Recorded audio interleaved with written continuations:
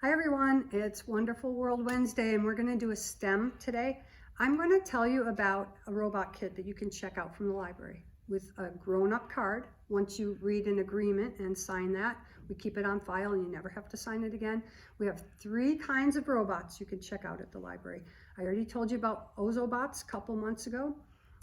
We have Cosmo, which is a little bulldozer guy that's really fun, but you have to have an iPad or some kind of tablet to use that and download the app. So I thought it would be best to show you Cubelets next because you don't need anything else except for the signed agreement, and you probably need to put it on hold because they're pretty popular. We have a giant kit and then we have a small kit. This is our kit. I'm going to show you this. This is what we use for our programs at the library, but it's very similar to the kit that you'll be able to check out at home. All right, so a cubelet.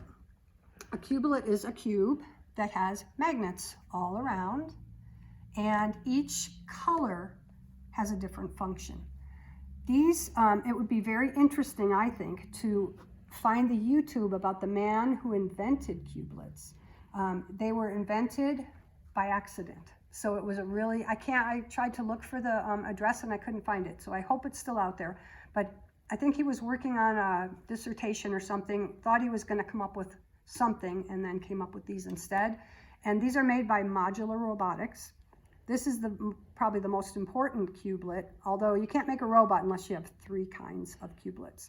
This kind is kind of a bluish gray. It's kind of hard to tell the difference in the color, but this is the battery. This is where the power comes from. It's the only cubelet that will have a button to turn on, and once it's green, then it's got power. You need to charge it, and if you scan over here, this is what the charger looks like. You're just going to plug it in and then into an outlet, and then, whoops, plug each one in like that, and then they'll charge. Probably a couple hours would be good to charge it.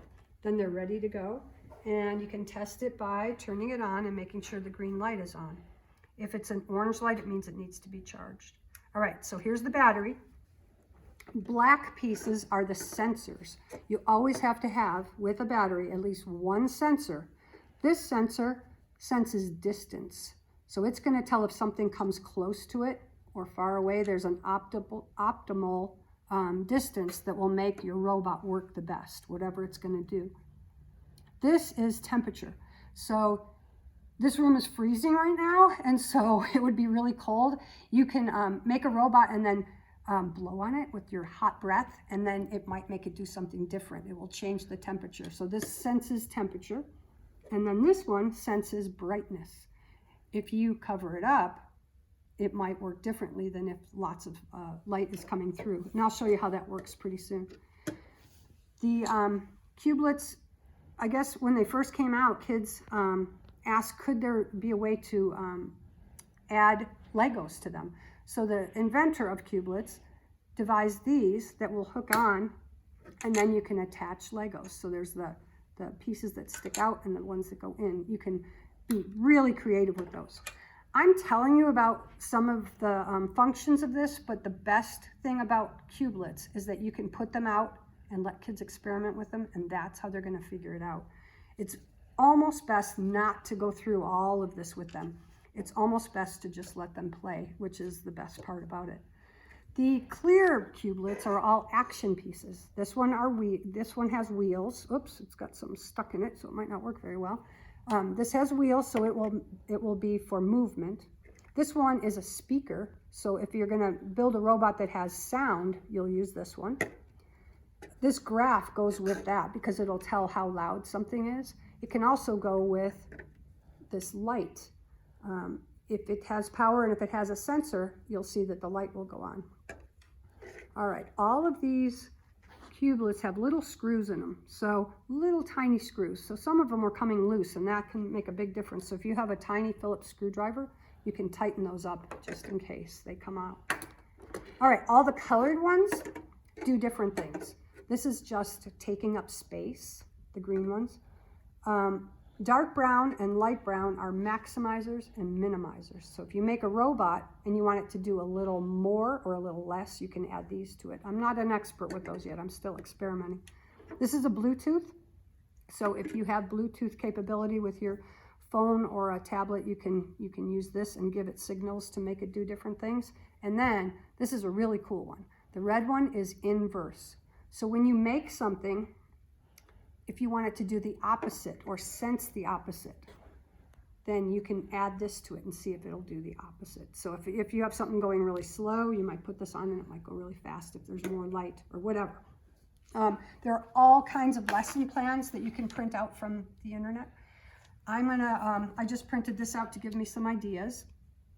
When you check this kit out, you're gonna have an inventory, so you'll make sure that you put everything back in there because these are not cheap. These are very expensive. So this is 10 cool things to do with Cubelets, and I'm just gonna show you 2 things that I tried.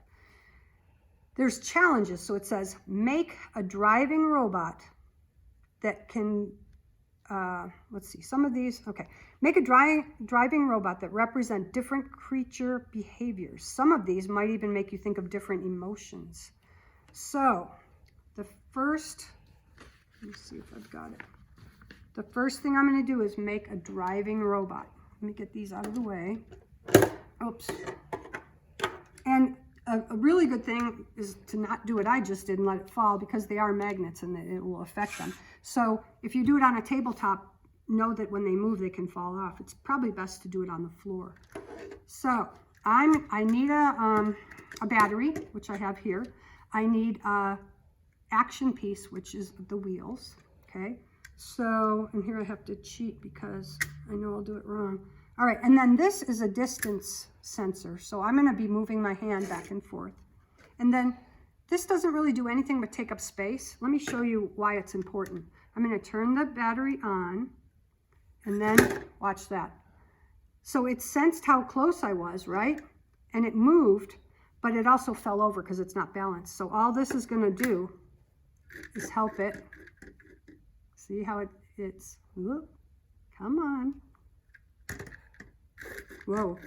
So there's an optimal distance that you want something from or close to, or, All right, now, come on. These aren't charged up probably all the way. I'm gonna put an inverse on and just see what happens. Uh-oh, nothing. Let's put it on here. Nothing. So that's making it not work. Let's see what happens if I put it here. Whoa, whoa, I picked up another one.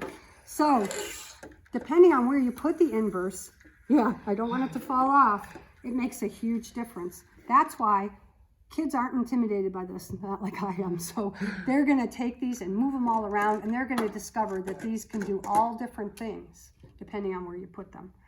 All right, let me show you one more challenge. This one is, this one is a lighthouse. So we're gonna use a light action piece. This one is a rotation, so that's pretty cool. If we put this on top of this, hopefully it will turn and rotate like a lighthouse.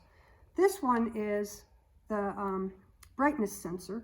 So we're gonna put it here, and then I'm gonna put the battery here. Nothing's happening because I don't have the battery on, right? So let's turn it on, and then, come on, watch this. You can see the light blinking, right? Come on, you can do it. Maybe. Isn't it amazing how it worked a minute ago? All right, let me try with the inverse. Oh, look at that. So I did the inverse, and let's see, so it works better when it's dark. So that's like a true lighthouse, because lighthouses don't really have to go on during the day, do they? When I take my hand away, does it slow down? I don't know. Take this off, and nothing. All right, so that's the way that kids are going to experiment, and adults are going to experiment, because you won't be able to resist it.